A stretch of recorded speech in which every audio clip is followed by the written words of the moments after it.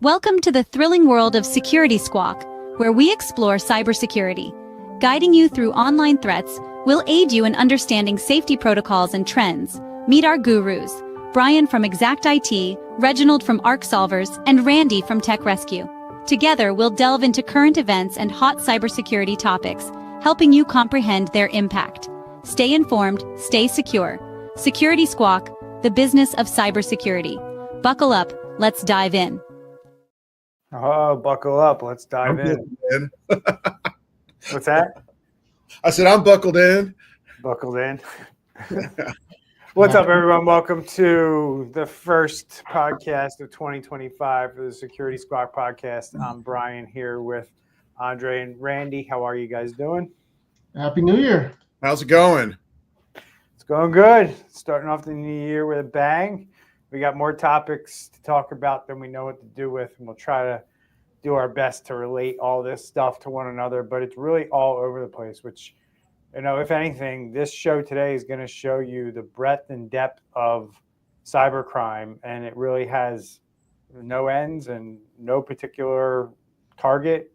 Everybody gets hit. Everybody's a potential victim, and there's a lot of repercussions, both in the event itself, plus what happens, as I predicted at the end of 2024, when the government starts to get involved and regulators start to get involved and class action lawsuits and the legal system starts to impact your business because you're not protecting this information like you should.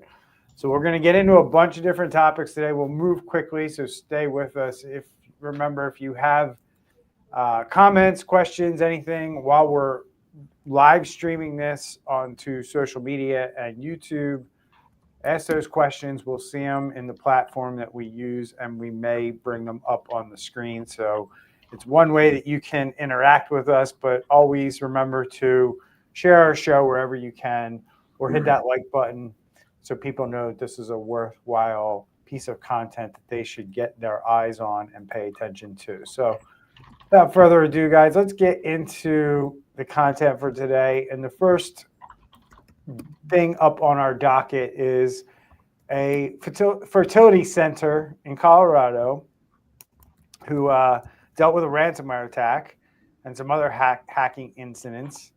They had their 80,000 patients' information was stolen as a result of this, some would say, small companies' ransomware attack. And these are the things that we've been talking about all the way into the end of 2024 as a big deal, and things that are going on in the world today where companies of all sizes, large and small, are being hit, and your data is being spilled out onto the dark web as a result. Thoughts here, guys, on this one? Well, it always goes back to the legacy products. The old machine sitting in the back because someone either doesn't want to spend the money, or that application still does something that somebody needs every once in a while. And it seems that in this particular case, there was a legacy device, computer specifically, and that is how the hackers got in, because either it was old operating system or no longer can do updates, and it was plugged into the internet. And by having that one computer exposed, you literally expose the entire network, and that's what happened here. Yeah, you know, in most cases, your legacy devices are not going to be HIPAA compliant. So medical facilities are required to go by HIPAA compliance. We talked a little bit about that last week. Most likely, it's not HIPAA compliant. I would also say, y'all, this is kind of, I mean, all of these we look at are egregious, right? This one is exceptionally egregious because we're talking about fertility, which is a very emotional issue for couples, right? It affects couples. It affects people that are trying to get pregnant very, very deeply.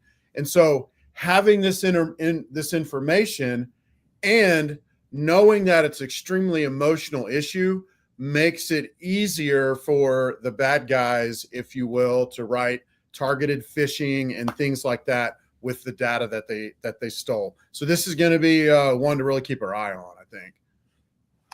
Yeah, it definitely is, and it's just crazy the amount of um, healthcare facilities that are just being attacked lately, guys, with data breaches.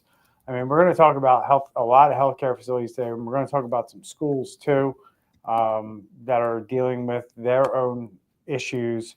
But the first 5 stories I'm going to hit here, just to stay in the theme of healthcare, are all related to healthcare, and that goes along with this 670,000 people impacted by this Richmond University Medical Center ransomware attack. So this is a New York-based Richmond University Medical Center had information from about 674,000 individuals breached during a May ransomware attack, and they're just figuring out all the information that was stolen now at the end of 2024. And that's why this is in the news right now, is because people are now finding out about the number and the breadth and depth of what was stolen. It took them almost 2 years to figure it out. Wow. Just goes to show you how unprepared these, not only are they unprepared for the event itself, but they're unprepared for the aftermath as well, right? And it goes to show you the breadth and depth of the unpreparedness. And then here you have HHS, and we're going to talk about penalties, because I think a big thing, and what I talked about, heading into 2025, is like we're going to see a lot more organizations get fined and have to deal with penalties as a result. And here you have HHS imposing penalties against Children's Hospital for violations of HIPAA privacy rule and security rule. And that was on December 5th of last year that the U.S. Department of Health and Human Service Office for Civil Rights announced a penalty of over $500,000 against Children's Hospital of Colorado in connection with a series of alleged data breaches that occurred over the span of 3 years from 2017 to 2020. So, again, it just goes to show you that the wheel of justice spins slow, right? These are events that occurred 5, 6, 7 years ago, and the penalties are now being enforced in 2025, basically. Right. And I know last show we talked about enforcement and the enforcement police, but can they use that $548,000 to hire some more people and get some more enforcement out there? No, it sounds to me like these penalties aren't costly enough. Personally,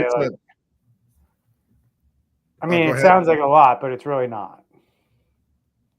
Think it costs more to do the investigation and fly the investigator? More than likely, it costs the government more to do than they're collecting. Yeah. Yep. More than likely. Looking into this Colorado Children's Hospital, it looks like it was breaches that happened after a phishing attack.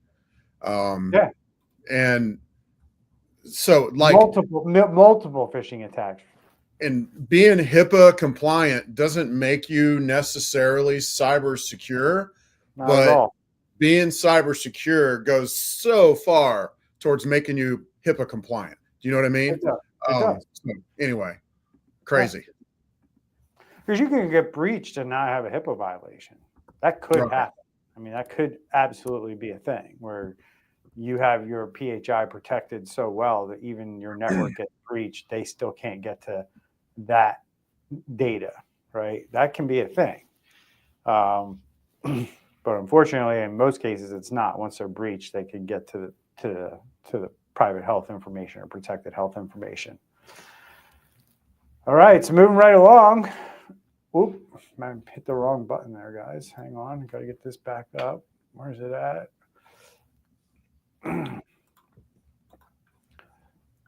I like this one.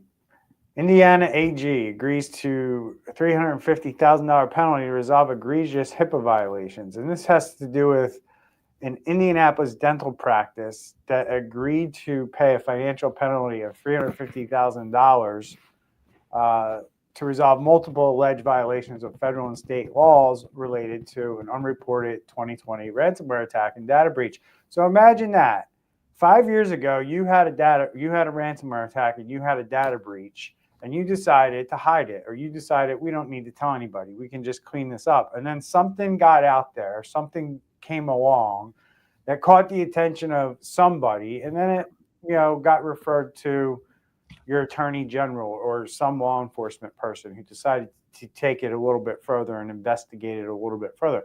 That's exactly how this played out, right? This small dentist in Indianapolis thought that they could get away with a ransomware attack. And boy, did they find out that, they probably shouldn't have done that, right? And I would venture to say, guys, that this small dental practice is probably not the only business in America who's done something like this in the last 5 years. Yep, for Oh, sure. I see it all the time, especially like business email compromises. And they are just like, well, okay, we changed the password and, life goes on, and let's put that under the rug. Yeah, so essentially, West End Dental had experienced a ransomware attack in October of 2020, and that involves state residents' protected health information. It was stolen. They submitted a data breach notification form to the Indiana Office of Inspector General 2 years later. And in that notification, West End Dental denied a ransomware attack or a data breach occurred, stating that patient data was lost to accidentally formatted hard drive. It was only during sworn testimony in January 2023 that a witness confirmed there had been a data breach. And there goes your disgruntled employee who got fired or let go from the dental practice, who sung like a bird to whoever they needed to convict this organization of. I mean, at the end of the day, I don't know who's doing what at the OIG in Indiana, but it's really not hard to figure out that somebody didn't lose, this patient data didn't get out there because of a formatted hard drive. That's right. That's almost that like doesn't make sense. Yeah, exactly. So, hey, how did it get hacked? Oh, we wiped all the information off of a hard drive. Oh, okay. I think they were trying to say that someone got a hold of said wiped hard drive and was able to recover the data. So I have this other article that I found on the same topic, but this is your typical. This is it. This is your mom and pop dentist office in small town America that got hit with ransomware, where people's information was stolen. Right? These are the kinds of companies that are getting hit on a daily basis. Well, this is your typical cover-up, organized cover-up. Cover-up. I don't know if it's organized cover-up. It's just people don't know. Like I guarantee you that this guy or whoever runs this office had no clue that they were breaking the law when they decided, like, hey, we're not. And then after the fact, it was like, hey, you probably shouldn't have done that because you needed to, inform the state and report your data breach. And then they just decided to start trying to cover it up at that point, right? But I don't think when they initially decided to clean up the ransomware event, they thought they were breaking any laws. Right. So, and that can happen, right? That's why I said what I said at the end of 2024. I think this year is going to be a big year and a big wake-up call for businesses to realize that they do have requirements. They do have state laws and data breach reporting laws that they need to follow. And there will be enforcement of this stuff moving forward. We will see more enforcement of it, and that will get the attention of business people. This is the kind of stuff, the enforcement of these laws that typically have gone unenforced are going to start getting enforced to a great extent this year.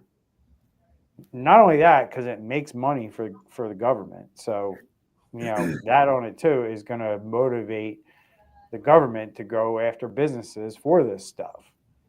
So that's going to be the story, and that's 3 examples already this year of organizations that have paid penalties as a result of not doing cybersecurity the right way.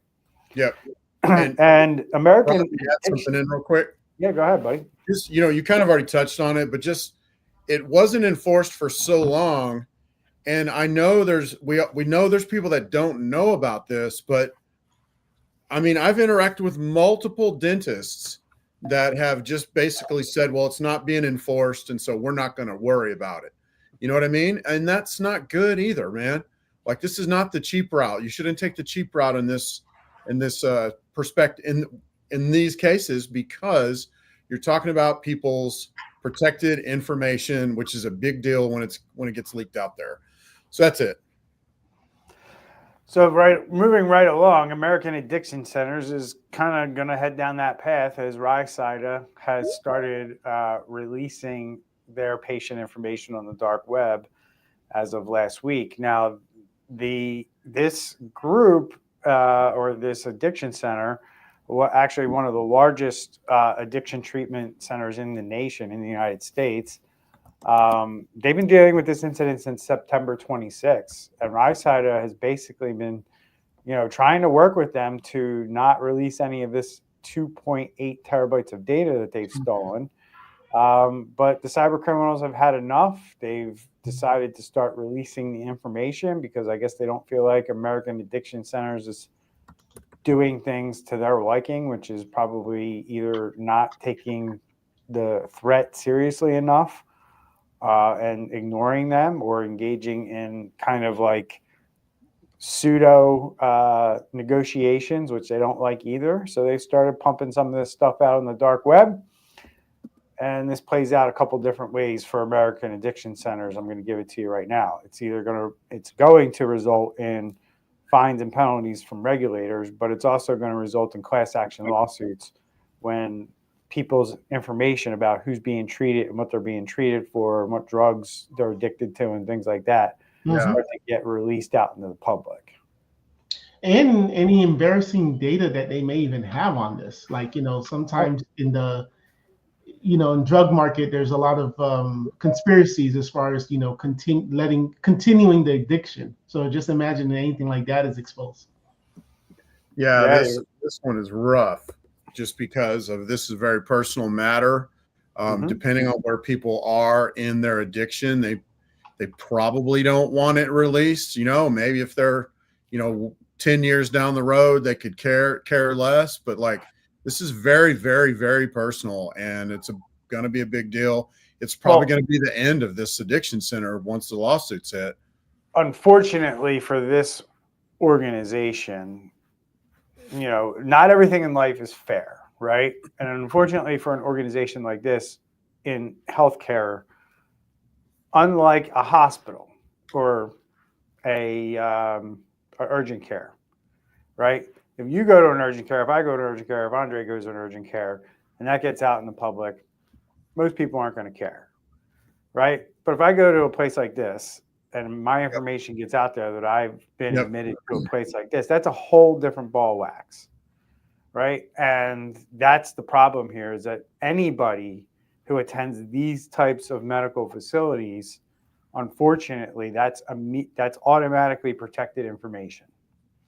So it would just be the same as going to like an abused person shelter, right? The minute you enter that information becomes protected, and unfortunately, you're held to a different standard or a higher standard based on the type of business you operate.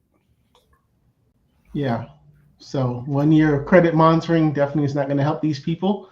And if this information is leaked and now they can't get a job because of this, going back to that class action lawsuit, they're like, hey, it's out there. It's, it's a stigma now of me. And that's why nobody's hiring me.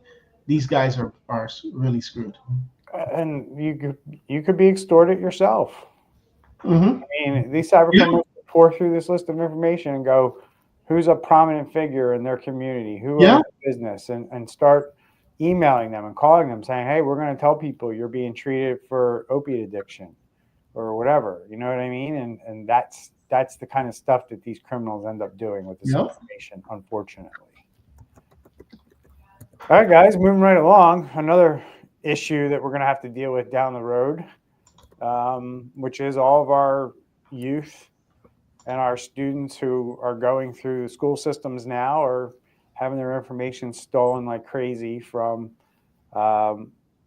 their schools, and we also have municipalities who I look at kind of in the same light, are also dealing. So we're going to talk about a series of cities and schools that are dealing with different types of cyber attacks, cyber disruptions, and ransomware attacks. So the first one up here is Winston-Salem in North Carolina, guys, dealing with a breach of the city's computer system that was discovered just after Christmas.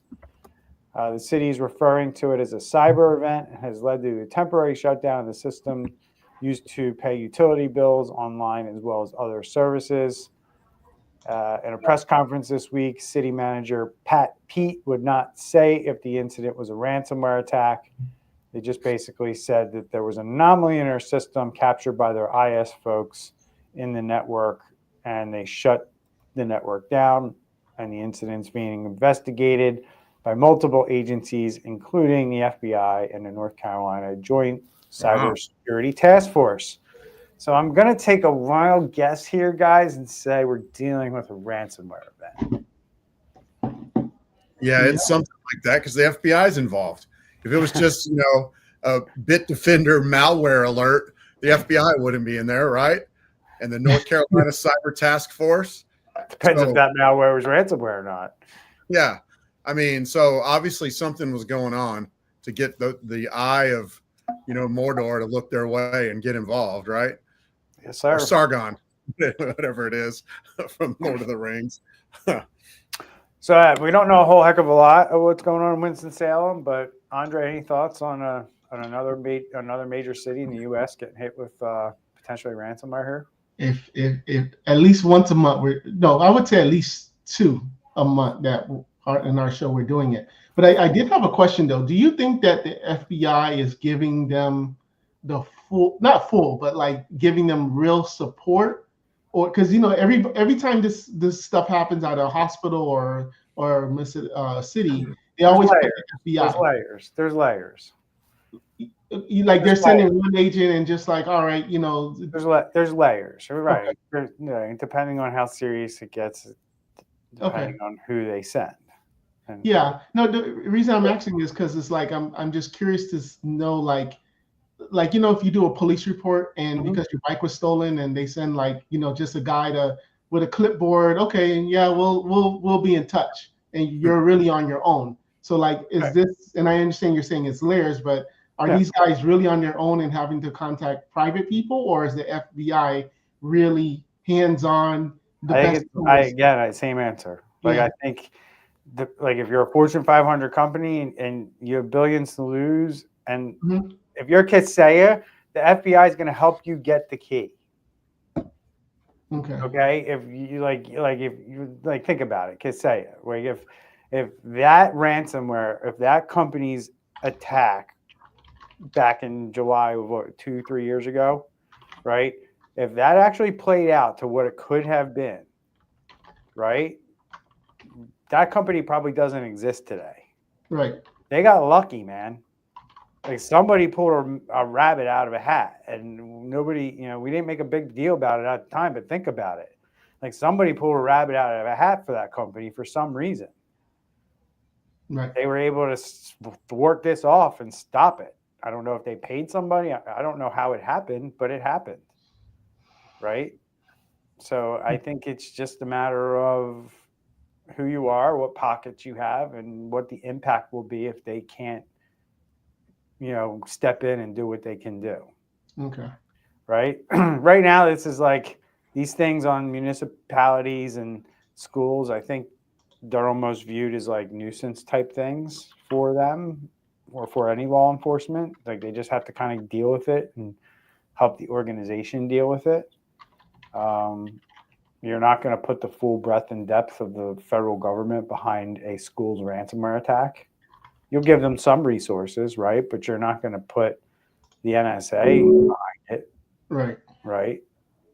You never ask that question yourself? How did Kaseya get so lucky with their deal? And that thought never crossed your mind, Randy?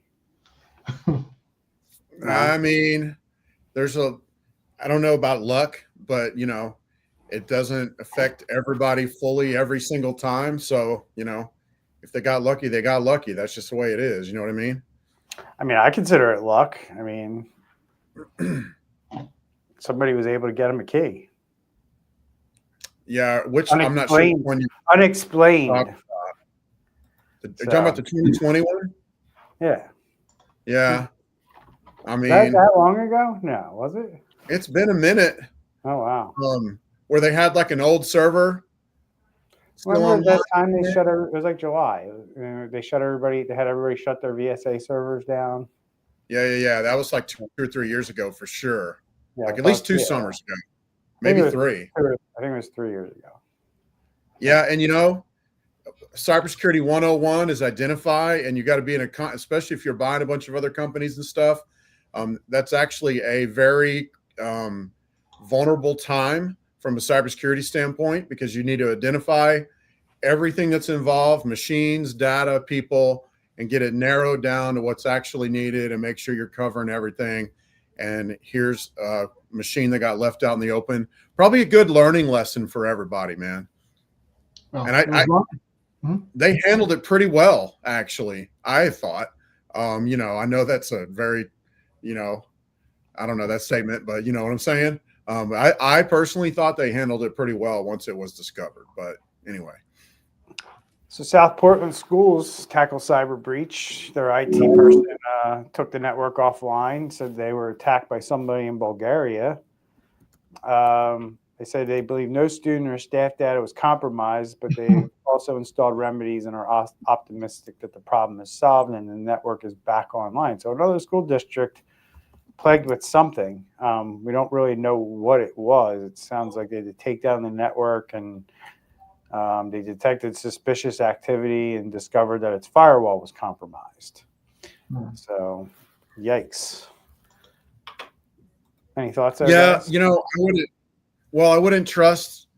I mean, I'm sure they think they're saying what's true, but I wouldn't trust this as the truth yet, because if the actual literal firewall was compromised, so much could have happened. The only saving grace here is, as we've been dealing with compromised people, there does seem to be a lag sometimes between getting the access and the actual breaches starting to happen. It seems like there's a lot more access out there and a lot less criminals. They're not getting to everything. And yeah, there are 2 separate groups involved sometimes. You got low-level criminals that are just getting access, higher-level criminals that are buying that and doing something. I mean, so that could be a saving grace here in this instance. But, I wouldn't trust, no data's compromised. If I was in that school district, I would assume that my data got compromised. And that'll probably come out that it was. But we'll have to wait and see. Could be, but we have another bunch of school districts. This one's actually an article on multiple school districts, but we have at least 2 school districts suffering cyber attacks over Christmas and New Year's holiday, continuing an annual trend of hackers targeting K-12 schools and colleges during periods when IT staff is at its lowest. Let's talk about that in a second here, guys. But South Portland Public Schools, that's the one we mentioned earlier. And there's one in Tennessee here. Which one's that, guys? I don't have it. I'm looking. Yeah, I don't have the Tennessee one. I don't have which one in Tennessee. Rutherford County Schools. Yeah. That's it. Got it. Rutherford County Schools in Tennessee, 51,000 students, said on December 27th that it had been dealing with a network disruption since around Thanksgiving. So I think we covered that one, I feel like, in last week, but not uncommon, right? But I think, like, I don't know. I've always said, at least in the last 18 months or so, that, like, this used to be a thing where when the IT staff went home for the holidays, that's when the attacks went up. But that's not really a thing anymore in my mind. These guys will attack any time because they don't need time anymore. Back in the day when things worked slower and their software wasn't as refined, they needed time to deploy this stuff. Now they don't. They can deploy this stuff pretty much within minutes once they decide they're going to do it. Yeah, it's just a matter of picking a time that's inconvenient for the IT staff, you know. But I know for us, for example, if you guys ever seen that, I forgot the name of the movie, but it's basically we plan on the day before a long holiday. We're checking everything to make sure there's nothing that may have been left off that needs to go back on or anything like that, just so we don't get these type of nightmares. Yeah, I mean, they're also going to Brian, like they're going to be, you know, we always quote it, and we always say, I like to quote it, if they're in there and they're living off the land. So in this case, we're talking the people gaining access and the attackers being the same people, which that's very common as well. But if they're living off the land, maybe they've seen, you know, the calendar requests going back and forth for people's time off and all that jazz. And they're like, holy moly, there's literally going to be nobody watching the ship, if you will, or whatever that saying is, you know, over the Christmas break. So let's just wait and pull the trigger then. I mean, that could be a very real option. It is, for sure. But you're right. It's not as common as it was like 2 years ago. I mean, the other piece of it, I think, honestly, it has more to do with, like, they know that the kids are coming back to school, and these schools need to operate, right? They need to get back up and running. And they don't want to be telling parents that, hey, on January 2nd, when your kids are supposed to come back to school, they got to stay home because we're dealing with a ransomware attack, right? I think it has to do more with that than it has to do with IT staff being away. It's just the timing, and they know the kids are coming back, and they know that that's going to be some. And it also gives you a couple of days to decide whether you're going to pay the ransom before they come back. Right. You know, that's really smart. I didn't mean to cut you off. Go ahead. I want to add a point. You're good. No, so part of PsyOps is psychological operations. Whatever they can do, they'll jack with your website to make you think they're in your Rokus or your, you know, whatever. But like, this is just part of PsyOps. And you're right. That's a great point. You know, do it 4 or 5 days before school starts so you can get the school officials extremely upset and more likely to make a dumb decision or a decision that benefits the criminals because of timing. That's a good point. So if you smoke weed in California, cyber criminals know you do, and they know what you like to indulge in. As Stizzy, I think I'm saying it right, 4 locations apparently were breached with customer data that included your name, your address, your birth date, your signature, or among some of the data that was breached. Those Stizzy said not all data was shared about every customer. Retail transactions were also disclosed. So just a little fun story there that the cyber criminals don't care what business you're in. They're still going to breach you and steal your information and probably try to sell this information or use it in some way to make money down the road. But if you bought anything from this retailer between October 10th and November 10th of 2024, more than likely your information was stolen by a third party. And make no mistake, this is a billion or trillion dollar industry, probably billions of dollars for sure. There's a lot of money to be had by stealing customer information from a cannabis business, even if it's a small one. I don't know how big this company is, but a lot of money to be had, to be made potentially. It's a very cutthroat business, very competitive. They're seeing a lot of loss of dollars now because of the flood into the market since things have been legalized. If I was a cannabis owner, I'd want to have cybersecurity in place to make sure this doesn't happen to me and my competitors could get some kind of advantage over me. Yeah. And especially the ones selling the bad stuff, you know, and then now they come and undercut you. Yes. So there's a vulnerability in SonicWall, guys. That's a muck out there with over 48,000 devices that apparently have this vulnerability. And as we know, by the nature of the beast, SonicWalls are exposed to the internet.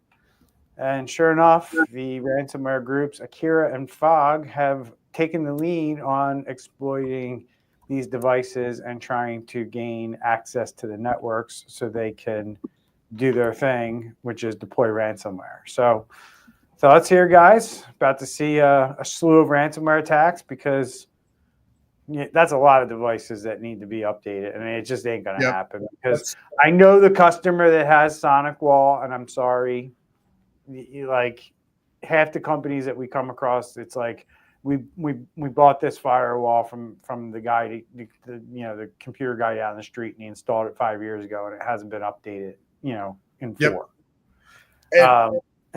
That's a SonicWall customer. Sorry. You're getting me started on that because that's literally the same exact thing I've come across. In fact, I don't know that I've ever come across a SonicWall firewall that was ever properly set up. It is they're very complicated. We're not here to run down SonicWall. I'm sure when they're working and all that. It's SonicWall's fault. Yeah, but they're complicated to set up. They're really not to update. They don't do it automatically. You got to load patches and all kinds of stuff. And it's like, don't get me started on that. But you need to have a professional SonicWall guy or girl. 50,000 is a lot of devices. I mean, that's just a lot. Like, to put it in retrospect, I don't think there were 50,000 Exchange servers exposed to the internet when the Exchange vulnerability came out. Right. I think there's way more devices that potentially could be attacked here if things don't get cleaned up real fast. Okay, but SonicWall knows these firewalls on the internet. Why don't they do a splash page or something so to alert? Dude, this is a 2024 vulnerability. It's that many devices that are still exposed since September of 2024 with this vulnerability. 50,000 still haven't been updated. But most consumers don't have the relationship with, if they have a SonicWall where SonicWall knows who they are, to then even tell them. So like if I have a SonicWall in my business, someone set it up a couple of years ago, I don't even know about this. It works. So I assume everything is. Right, internet still works every day. Yeah. That's what I'm saying. If you do a splash page just to say, hey, you may want to check this link out or call your IT or have your. Yeah, it's not a bad idea. I don't think they have the capability to do that, though. I don't think they do. Oh, man. So they're just basically going to watch it happen. I mean, yeah, this is why it's a bad idea to do stuff on your own and kind of try to do IT on your own and just call a guy every once in a while when you think you need something. I mean, that's ultimately how I think a lot of companies get in this situation, right? Is they just don't have anybody actively managing this stuff. It's set up one time and now these guys are going to get hit with ransomware as a result, unfortunately. So look, if you're watching this or you know somebody who has a business, ask them if they have a SonicWall and if it's being updated or being managed by somebody. If it's not, you got to do something about it because it's more than likely you have one of these devices. So, crazy. All right, guys, here's a close one to me, Rivers Casino. So we'll talk about going after cannabis, go after casinos, right, Randy? Yep. That's the other place with money. End of the year, Rivers Casino in Philly filed notice of a data breach with the Attorney General of Massachusetts after discovering that an unauthorized party accessed confidential information in the company's possession. In the notice, Rivers Casino explains that the incident resulted in an unauthorized party being able to access customer-sensitive information, which includes all the goods, Social Security number, bank account information, and you're going to get a data breach notification letter from Philadelphia Rivers Casino. So interesting. Another one. Volkswagen, guys, another big company. Massive data leak caused by failure to secure AWS credentials. Now, we have a story or we have an article we might get to. And one of the things in that article, the one you brought up, Randy, with all the ways you got hacked in 2024, AWS weak or weak AWS security was one of the ones on the list. So if you use AWS or you had somebody set you up in AWS, you might want to have somebody audit that and see if it's secure or not. Yep. And they about, I guess, 8 years ago, something like that, changed up how they do the logins for this. It's a little more complicated, you know, and like you're going to hear me say it almost every show. Complexity is the enemy of security, and things need to be simple and they need to be understandable, because you're not always having like your level 3 tech in there doing stuff or whatever. So this is crazy. And another thing I read in this article, it violates their internal terms of service that it was set up this way, which is ironic. But anyway. So from that article, we talked about this last week. I think we talked about like fake jobs and stuff like that, right? That was number 11. And number 12 is customer AWS blunder for data spill, right? And that's exactly what this is. Misconfigured AWS instances, less sensitive data. So that's the 12th, and this is a list of 12. That was number 12, but that was, you know, a fairly popular way for companies to get breached, is their AWS buckets being exposed. Crazy.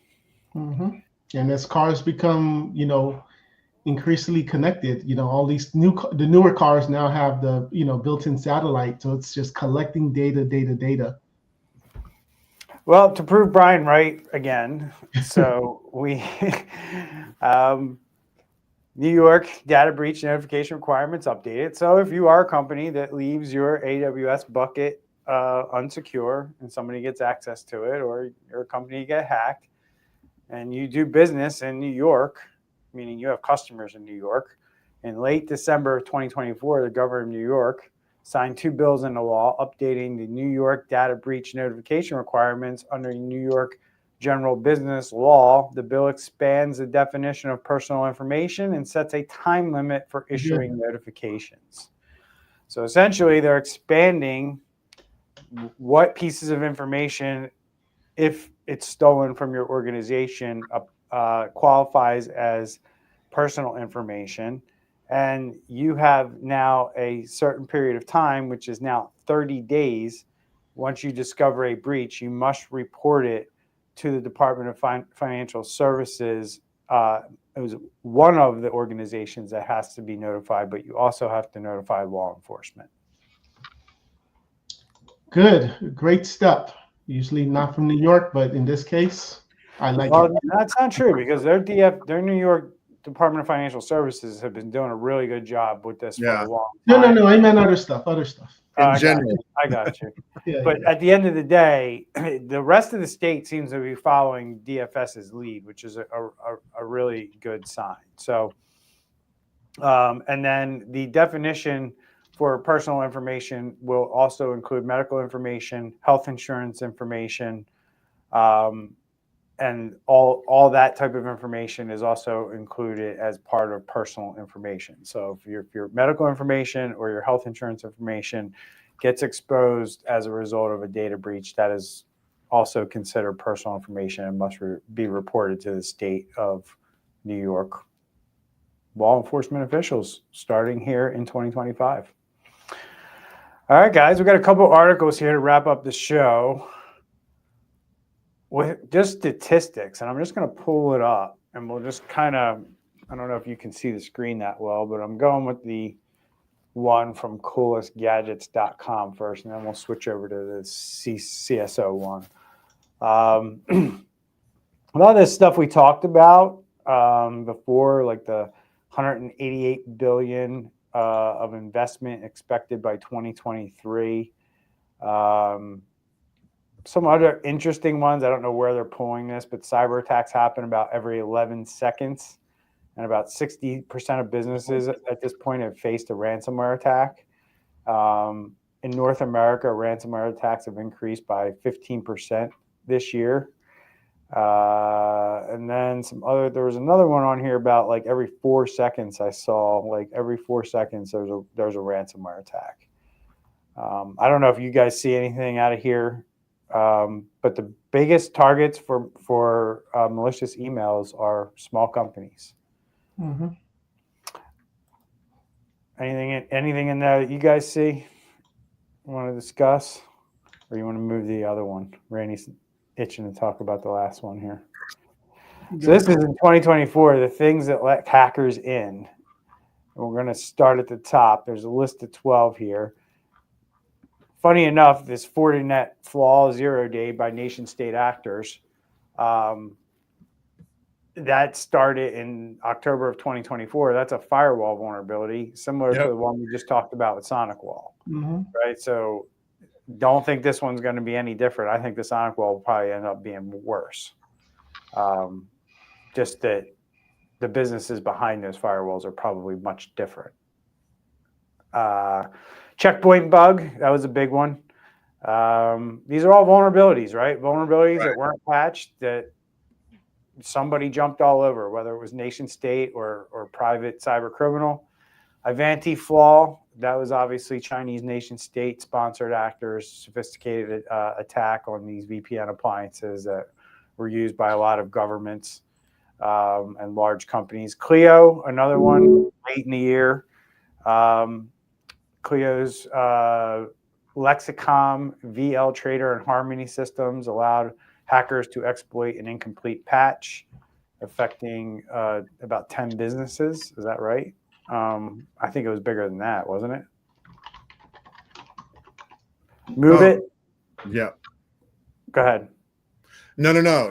I was just going to say that's probably right, but I was just going to say, I always say it. I think that might be a misprint. Unsexiest of all the cybersecurity controls. So here we go. But these are all vulnerable. These are all unpatched vulnerabilities. Move it again. That was in 2023. It started, but it really took the first half of 2024 is when Clop and other ransomware groups took advantage of that.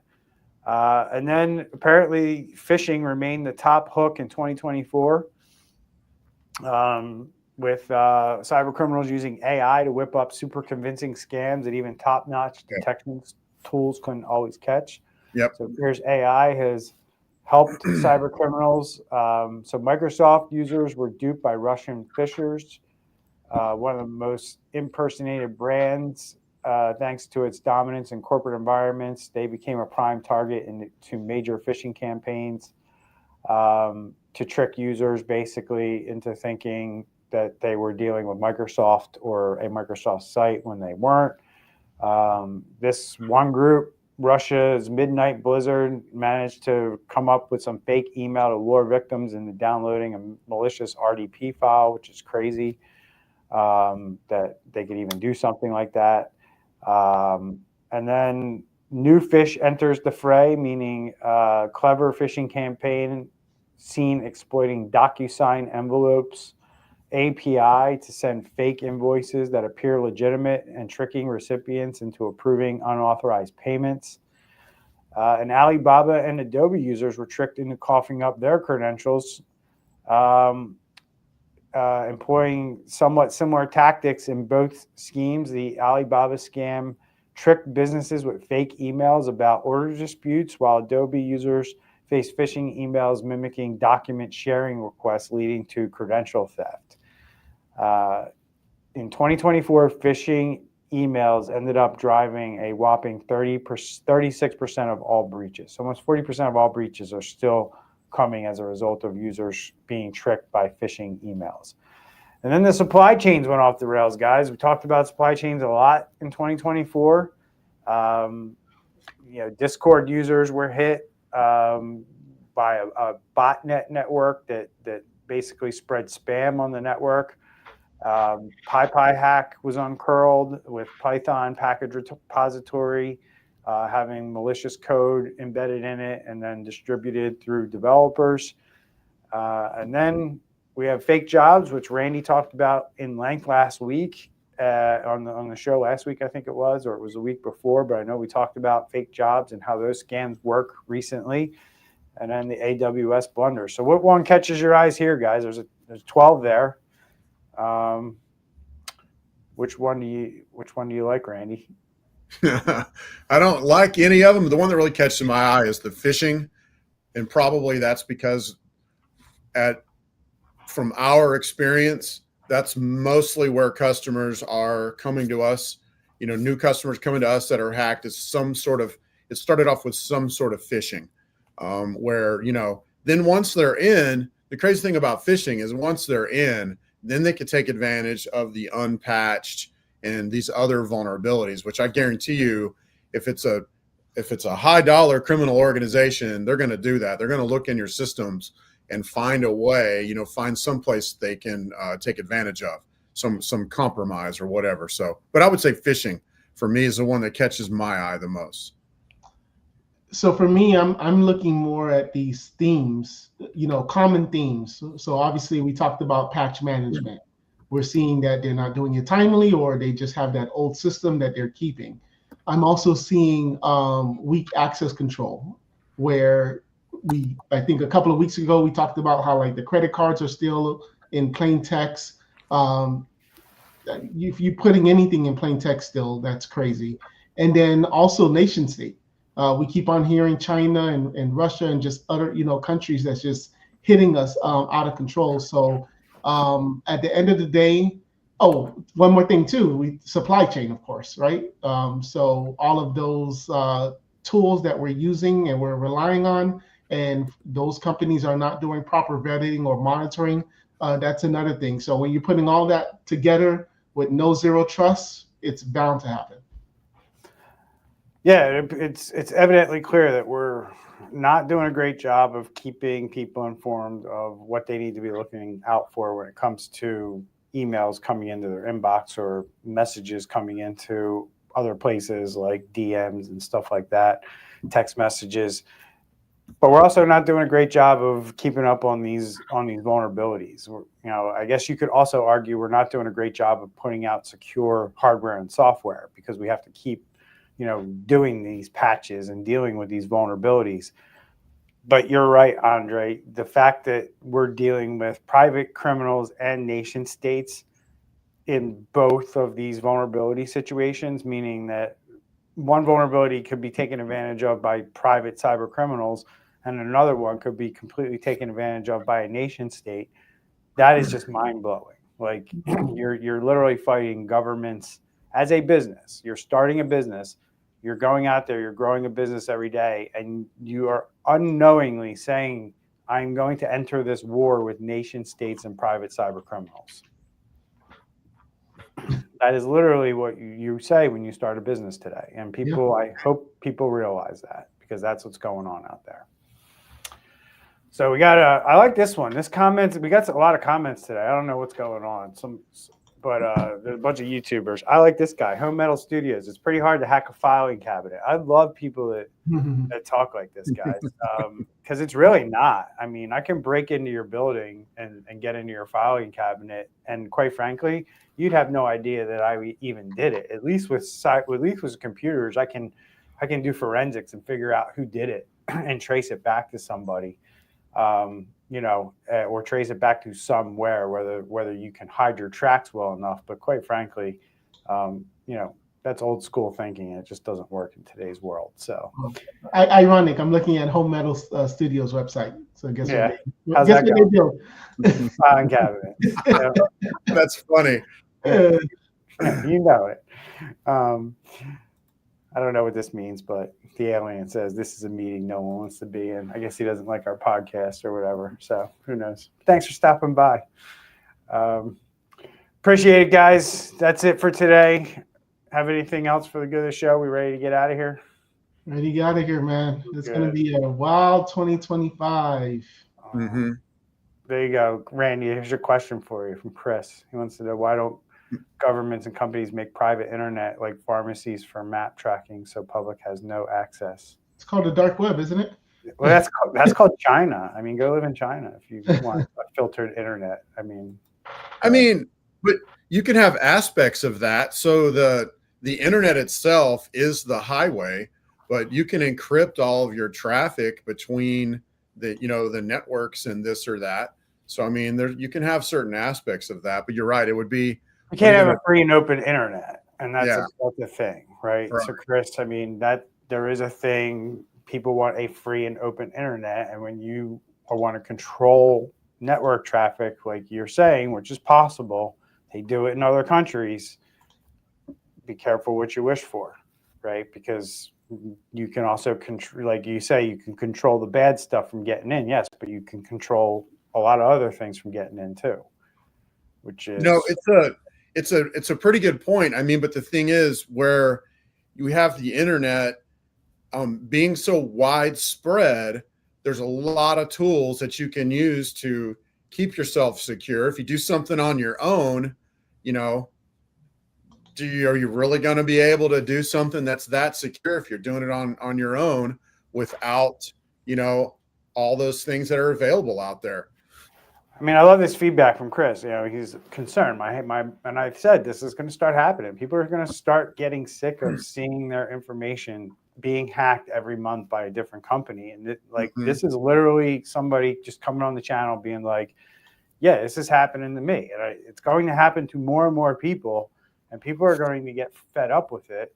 But yeah, I mean, unfortunately, yeah, you want to sanitize the internet from all this bad stuff, but at the same time, to do that, you have to set up a system where anything can be sanitized. So, you know, when you talk about political factions and people getting power and them controlling the internet, because you're basically saying, like, somebody's going to have to control this. It ain't going to be like a committee of people. It's probably going to be the government, right? So when the government controls things like this, you can just look at China and see how they control their internet, and there you go. That you have your answer. Is that what you really want? Look, if that's what you want, that's perfectly reasonable. If you're like, look, I'm willing to give up the fact that I can go to any website I want to because I live in America and I'm free to go wherever I want on the internet, unlike other countries, but you're willing to give that up in the name of security, that's your opinion. I'm not willing to give that up in the name of security because I think we could do security the right way. It's just companies choose not to. The reality of it is companies are spending more money right now on AI than they are on cybersecurity, and AI has only been a thing for a year.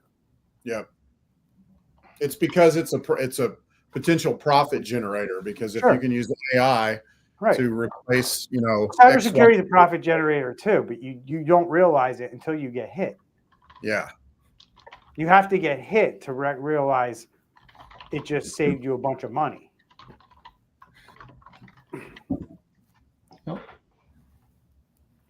Yeah. Until then, you're doing it just because it's the right thing to do. It's like hurricane insurance, right? Because you can make the money now with AI. You can't make the money now with cybersecurity. They think they can make the money with AI. Nobody's making money with AI. The AI companies are. Oh, yeah? Well, actually, OpenAI hasn't turned a profit yet. Yeah. Well, the only AI company making money is the one selling the shovels, and that's NVIDIA. Yep. Yeah. So I read something. Oh, go ahead. Sorry. I was going to wrap up, but go ahead. Well, I read something this week about OpenAI, and somewhere along the way, someone described AGI, which is like artificial, general intelligence. They said when they make 100 billion off of it, then that's when it's considered AGI. So they've tied that to a number and a profit amount. So even though they're officially a nonprofit company. We'll see. All right, guys, we'll let you know. We'll keep you updated on AI and all the things cybersecurity and where businesses are spending their money and why your data keeps ending up on the dark web in the next episode of Security Squawk. Stay safe out there.